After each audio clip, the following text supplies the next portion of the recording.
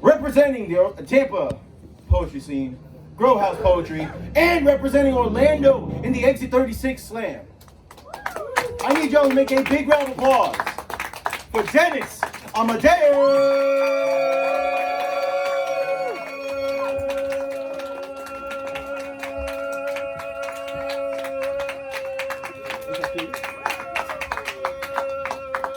When I say back talk, y'all say talk back, back talk. Talk back. Back talk. Talk back. Talk back. Back talk. Okay, cool. Y'all ain't too drunk yet. How Working y'all on doing, it. man? My name is Dennis Amadeus. I'm just gonna throw these shirts out here. I'll show them all to you later. But Fashion show. all right. Anyway, how y'all doing tonight, man? Y'all feeling good? Y'all, it is an honor to be here as always, man. First off, I haven't been to Austin's in a while. Last time I was in Austin's, I had a different host. I just want to give a shout out to Arjun, man. Clap it for Arjun, guys. I met Arjun. I think you just started this like 2 years ago, right? You started really taking poetry serious? Yeah, doing poetry, like 2 years ago, 2017. Yeah, man. So, and for him to just doing poetry 2 years ago to now creating a space or being a part of creating space where poetry can continue and happen is a huge deal, man. So thank you for what you're doing, brother. Clap it again for Arjun, man. Y'all, the reason I say back talk back today is because I have a story to tell in my set, man, and I'm hoping y'all can hear it. This is going to be the story, and I know a lot of poets, they don't really like to talk about this, or they don't like to acknowledge it, but this is the story of Thanksgiving, right? So sometimes we get a little iffy, right? But this is a different Thanksgiving, okay? This is a different Thanksgiving. Even though Thanksgiving holiday is tomorrow, you know, this Thanksgiving, I have a lot to be thankful for, and this set that I'm going to do now is kind of in preparation of that, man. And so I'm honored to be able to be here to, sharing this with y'all, and I hope y'all get something out of this. And thank y'all for hearing my story, and I'll tell y'all about my product a little bit later. Sound good? Yeah. Back talk. Talk back.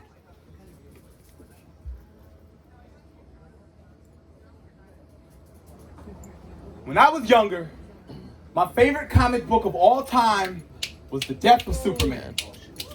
As an avid Marvel Comics reader, I thought there was nothing more glorious than seeing the most ridiculously overpowered character in the history of the universe get beaten to death by Doomsday. I mean, seriously, Superman is a terrible comic book. There's no real struggle, no real sense of danger, so to me, there was never any real story. And I always wondered, why waste my time reading this boring stuff?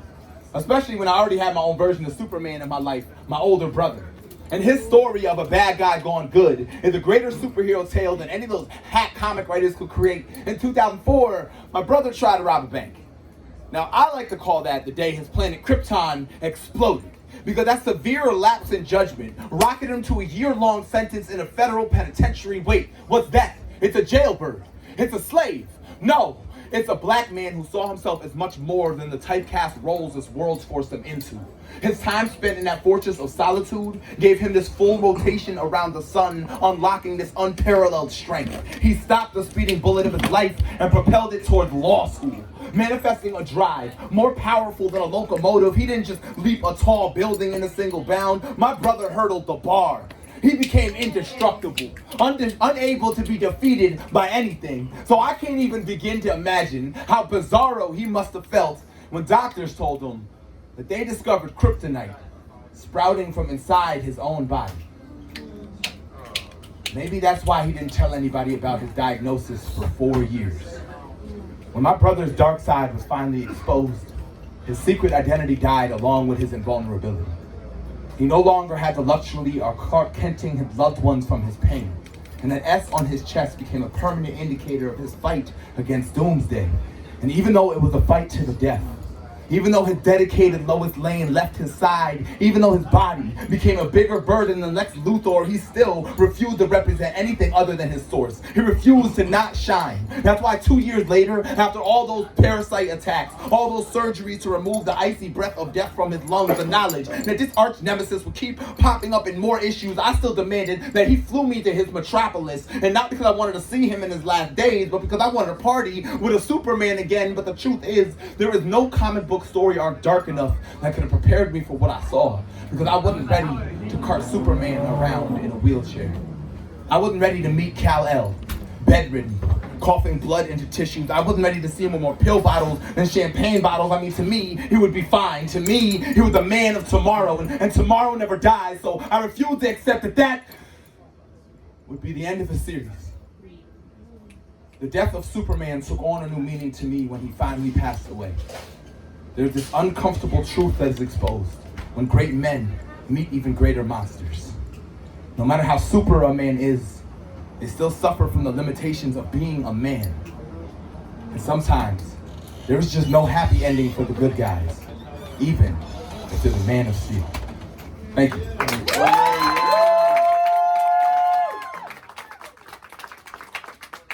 The lesson that I learned when my brother passed away was a hard lesson because it took a while to really settle in. When he passed away, I wasn't there. He lived in Colorado. He's my older brother. He lived in Colorado. Technically wasn't my blood brother, but we'll get more of that in the next poem. But when he passed away, so there was kind of this removed sensation that he passed away. And but at the time, he was like my only positive role model that I really had, right? Like he was the only positive like male figure I had in my life that was like look out for my best interest and not just, you know what I mean, play me in a certain way. But when he passed away, it was really the first time that like it felt like that was when I really learned that there's things out of our control, right? We can always try to do the right thing. We can always like fight to do the right thing. We could fight for money. We could fight for our legacy. We could fight for whatever it is that we want. But at the end of the day, there's something bigger than us, right? There's something that's out of our control. And it took a long time for me to really accept that, man. The good thing is there's a movie. Anybody seen the movie Fault in Our Stars? Yes. So Fault in Our Stars, that movie like really broke me open. That's why I watched that movie like maybe 3 or 4 years after my older brother passed away. And that's when all that shit just kind of came out, man. So that's another movie that's like that, right? It's like these two, everybody seen it? Who's seen it? Raise your hand. I don't want to do no spoilers. All right, no spoilers. But that movie is also very much about like, sometimes it don't matter how beautiful things are, there's a bigger force at play, right? So with this next poem, this kind of gets into the further chapter of this story, right? The reason that my older brother was so close with me was because my father, who was taking care of me at the time, who's the only father that I've known since I was young, since I was 5, he wasn't the best, right? He was very manipulative. He used me and my brother a lot to like, against my mother. And I think one of the most powerful things was when my older brother like confronted my father and was like, yo, I'm tired of you letting them live like this, you know what I'm saying? And then he started taking on a lot of work. He started sending me clothes so I'd have good school clothes. He would send my brother money for school supplies, stuff like that, all the way from Colorado. And so for a long time, I had a bad relationship with my father based on what he did to me, what he did to my brother. And then we got some big news from my father. And this next poem is the next lesson that I learned in life.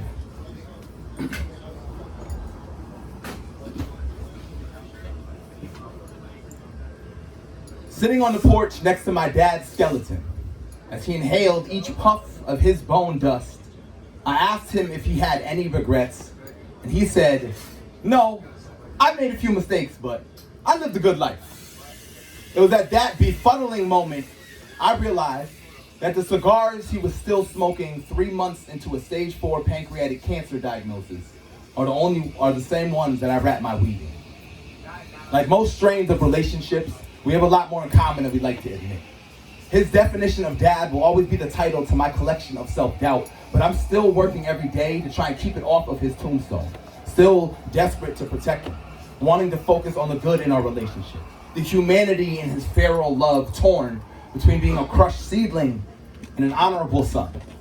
Between the reflection I see in the smoke and the one I can't stop seeing in him, this bud hasn't fallen too far from the stem. And we've lost so many limbs to our family's tree. My 2 brothers were his 2 sons. My 2 grandparents were both his parents. Death works just like getting high.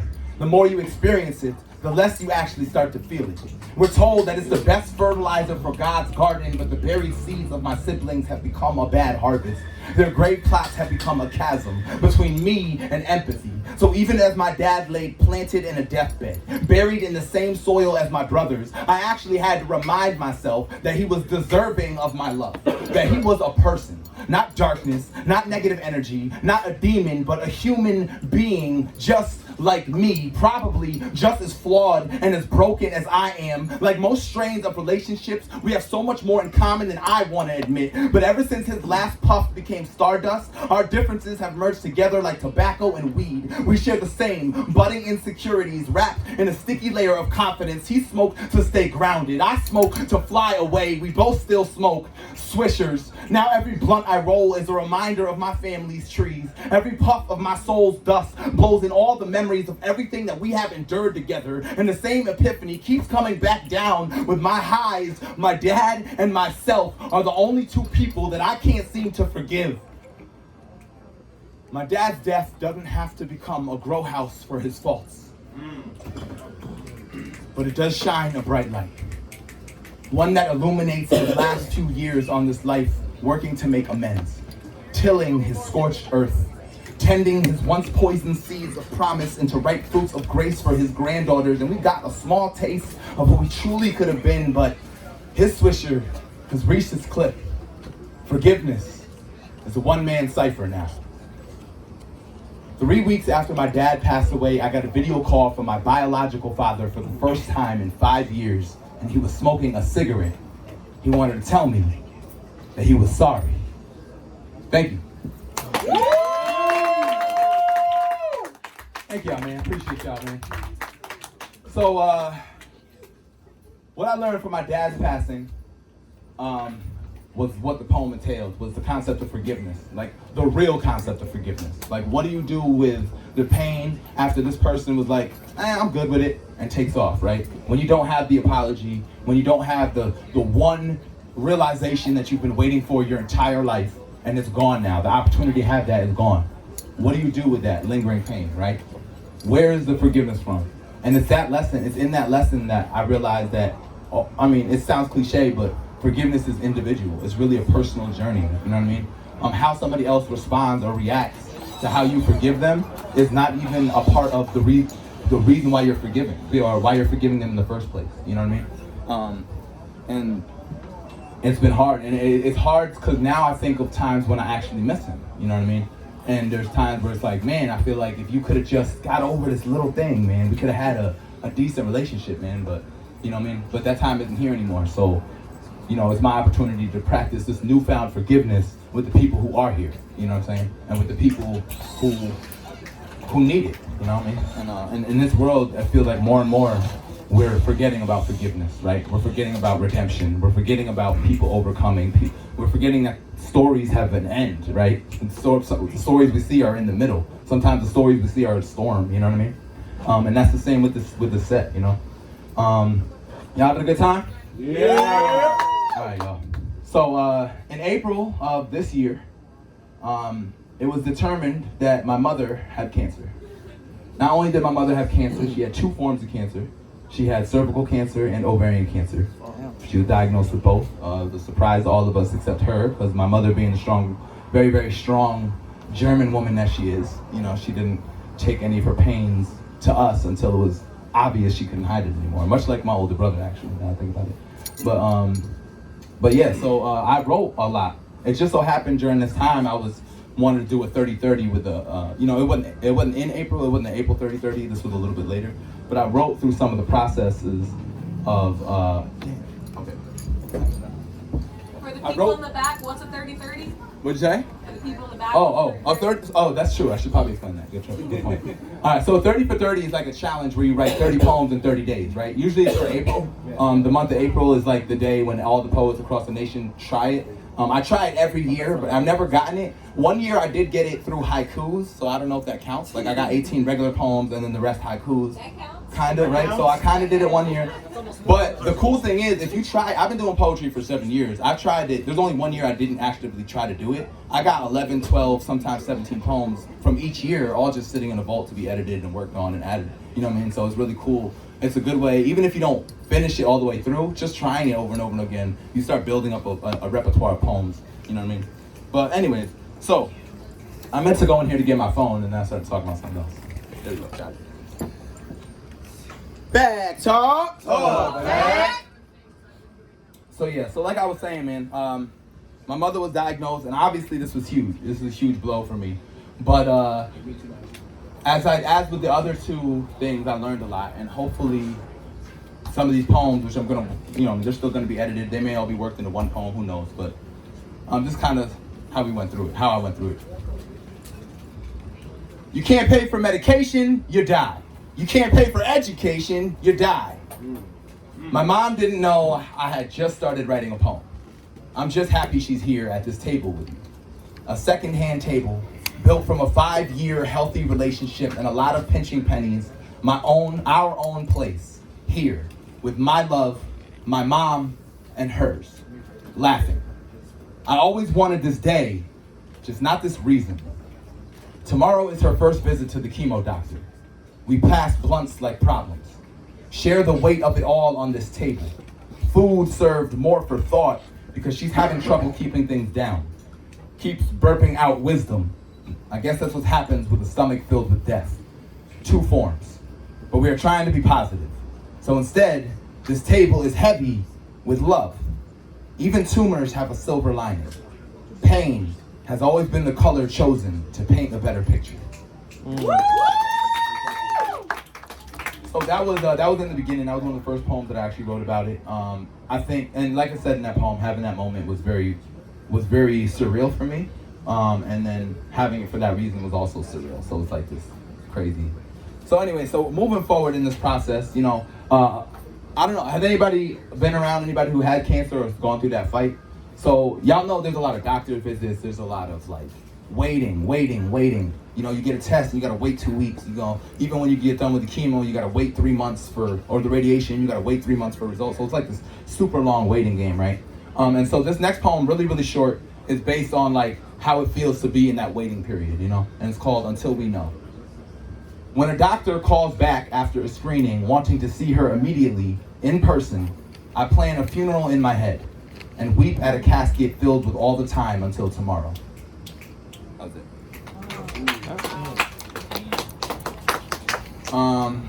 Yeah, man. The mental tricks it plays with you is crazy, man. And I mean, my mom actually went through it. The mental trick of playing horrible was crazy, but anyways. However, the cool thing is, the follow-up to that poem, this is the second poem, and it's called Surprise, right? So now somebody who's dealt with cancer a lot in my family, mostly been bad news all the time. This is what followed up after that last poem. It's an interesting phenomenon to not be ready for good news. The good news is that it didn't spread at all. The good news is that the pain was from a UTI and not death. The good news is that the doctor is excited for this. The good news is because she has 2 forms of cancer, they really want to treat her for free. They want to tell the world, hey, the good news is we fixed this. We even fixed this. The good news is that my mom is in good hands, that I can trust the hospital, all because of the good news for them and for us. The good news is there is finally some good news for us. Relief that somebody else has to hear, we're very sorry. The bad news is there's just nothing we can do.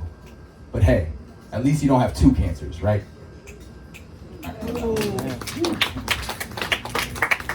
All right, y'all. I really appreciate y'all listening, man, and hearing my story out, man. So this comes, again, this is just another poem about almost a free write, but I think it shows a good insight onto, again, what this process was like, man. I'm just gonna write it out. Today was hard. I don't want all these poems to be about her cancer, but I don't know what else to do with all this thinking. Too much processed meats cause cancer, they say. I wonder if the same goes for thoughts. Can you over-process the things you see? Like how words on a wall shouting courage in big black letters are so much prettier than the actual depiction of it. The first person my mother saw after she finally sat down in that frigid waiting room rolled out in a wheelchair and her hair was in patches. She was tired. Courage always looks so tired, weak, and sickly. She says, boy, it looks like it would be easier to just die. We all laugh. Her husband says, well, if you see your son calling you toward the light, go the other way. We all laugh again, then sit down in frigid silence. A moment for each lost life. Each toll paid, we thought, to avoid this very road. A yellow one bricked with fear and questions like why, how. But nobody ever told the lion that he got his courage he was looking for the moment he began looking for it. Because he would have never took the trip.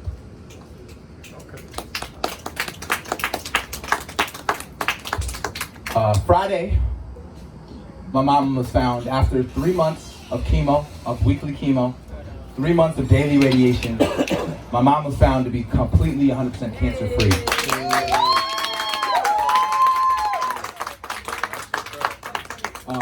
It's a beautiful, beautiful thing. The lesson learned through all this, and I think I'm still learning it, but I'm different, man. I'm different from the time that I heard that she was cancer free. And I'm different because I've had a chance to really put in perspective what's important to me in my life, and how much time I've wasted dealing with political shit, right? In a world that needs love, man. And you know, to see my mother go through that, to see it firsthand, but also be coupled with this feeling of being blessed that the Moffitt Cancer Center gave us free treatment. You know what I mean? That I had a car and a vehicle, that I had a house that my mother could stay at in Tampa while she came and got free treatment, that I was able as a 32-year-old man to help my mother in her most dire time of need. These are all blessings, man. And one thing that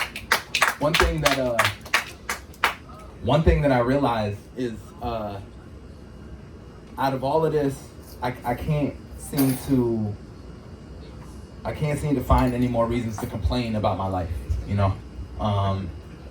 And I got plenty of other people to complain about, plenty of systems and governments and stuff to complain about.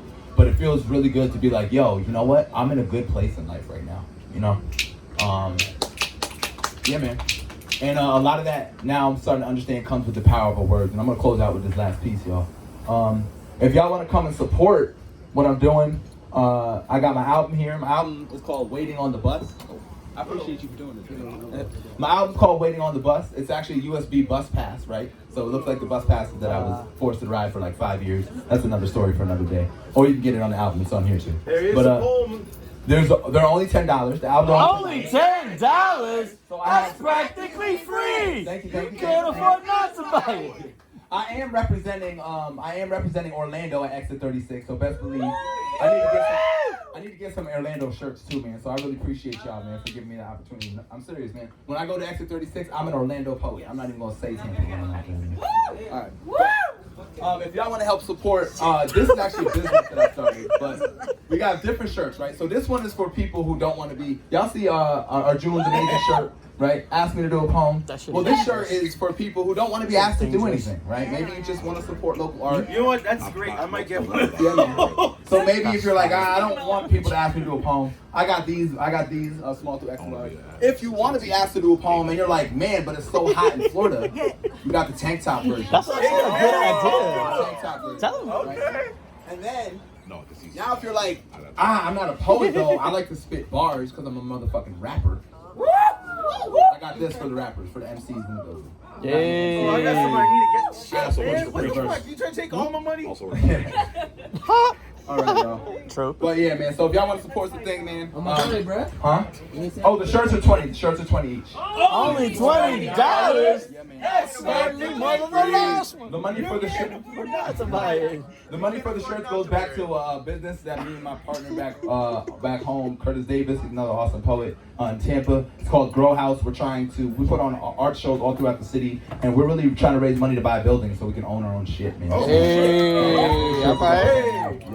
Make the money move. All the money except for like the 20% that I get to take out because I'm here like performing and doing it. So if you see me buying a beer with the $20 you just pay for a shirt, don't judge me. All right, y'all. With that being said, y'all, I'm gonna lighten it up, man. Thank y'all for listening to the story. I'm still trying to work this set out. I want it to be powerful and like real, you know what I mean? This is my first time doing it, and I kind of thought of it as I was coming here, so it's fully prepared, but I appreciate y'all listening to it, man. With that being said, my mom, one of my favorite things my mom said, it was last week while we were driving home, and we're talking about all the things that all the struggles and stuff. And the funny thing is, you don't talk about the struggles when you're going through it, but the moment you pass that, mom, you know what I'm saying? You're like, man, let me tell you how hard that shit was. But like in the moment, she was like, you know what I'm saying? But boy, but one of the things she said is she was like, when I was in the radiation, and they point the radiation directly at the tumor, right? She was like, every single time I was in the radiation, I would force my mind to help the radiation hit the tumor and kill the tumor. She was like, that's what she was doing with her time. Because it's not long, they're there for like 10 minutes, you know? And so she would focus her mind on that. And I have this new poem that I finished called, I Speak and I Am. And I just think it's such a testament to the power of our minds and our thoughts and our words, you know? Even the doctor was like, well, to be honest, that probably was what did it, you know what I'm saying? But now we can't prove it, but going forward, that's what I'm gonna believe, you know what I'm saying? That my mom willed it to happen, so. Because in the beginning was the Word, amen? Amen. After the Word came an idea. After the idea came an action. After the action came the creation. So every single new creation begins with a word. Amen? Amen. Including our days. When we first wake up, what is the first things that our mind say? Maybe it's how much we don't want to go to work. Maybe it's broke. Maybe it's pain. Maybe it's no hope. We live in a world that works every moment of every single day trying to tell us what our first word is going to be. Advertisements everywhere. TVs, radios, Instagram, Facebook, preachers, teachers, MCs, billboards, car signs, your own family and friends are all buying up space in your most important estate, and you are the only one that has to actually live there.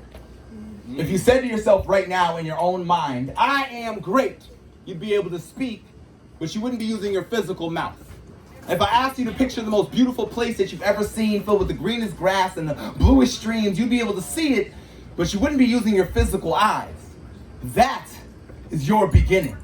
In the beginning was the Word, and today that hadn't changed. We just have a timeline of existence that manifests all those words into this physical plane, creating a world with planes and skyscrapers, cell phones, artificial hearts, more technology than we have ever dreamed. That all first started with a vision that was never physically seen. I am great. Say it. I am great. I mean, we all must be great. In the Bible, it says, God says, I am who I am. So if I am whatever I'm saying I am, and I am is God, and I am a God is redundant, but I am great is a reminder. And when you speak those words out loud, the first ears to hear it are the great I am inside you. The power of the word is how we are made in God's image. It's our ability to create, and it's in that image where we all relate. I am great. Say it. I am great. If you keep telling yourself this every day, eventually it'll permeate into everything you make, defining what you are, writing the narrative to your story, filling the book of your life with the actual words you are saying. Each sentence is a verse. Each conversation is a page, whether with your physical mouth or a million minds away in that secret place where only you can speak with no sound, hear with no ears, see with no eyes. That is where vision lies, where prayers live, where our purest connection to the universe is. Believe in the power of your words, from start to finish, from Genesis to Revelation, from mind to manifestation. They are the force that builds all things into being or drags them back down into death. Just think about how easy it is to believe somebody when they tell you they love you, but every action speaks differently.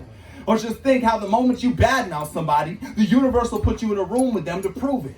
Or just think about every poem, every song, every story, every fable, every prayer, every incantation, anything that's ever had a listen. How many lives have been changed just from words that were written? How a self-help book and a holy book are both born from the same vision. How if God is love, then God is the greatest author ever living. Just think about this very poem. How many images have you created from the words that I'm saying? You're listening to observe. While I try to make I am great. Say it. I am great. The loudest sound that you've ever heard. In the beginning was the word. Amen? Amen. So who is writing yours? Bad talk. Talk, man. Y'all, my name is Dennis Amadeus, y'all. Thank y'all so much for sitting through the story time with me, man. I appreciate y'all. Be thankful for the people around you who care about you, no matter who that is, whether it's family, whether it's not family, whether it's friends, whether it's your dog. And have a good holiday season with your people, dog. I don't care what you believe in the actual day. You know what I'm saying? We got time off, and this is when we all hang out together, man. So enjoy it, man. Much love, y'all. Thank you. Yeah.